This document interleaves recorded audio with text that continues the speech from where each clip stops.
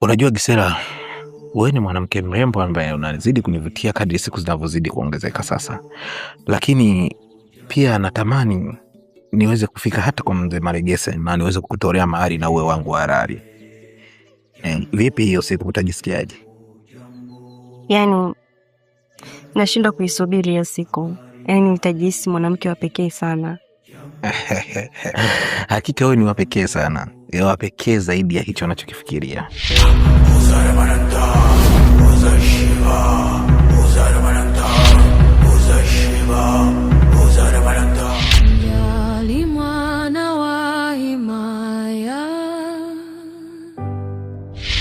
Shila zangu zilifuba, chifua kolantelambi, kitana mano, kitana, kitana, kitana. Maginga, kuna lipi la ajabu ambalo linakustajabisha hapa?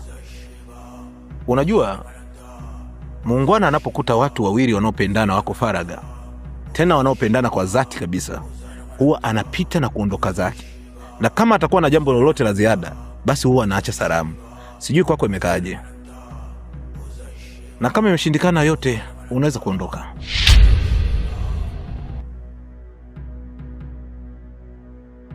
Maginga, ondoka. Si uende. Unasubiri nini sasa? Umeambiwa ondoke.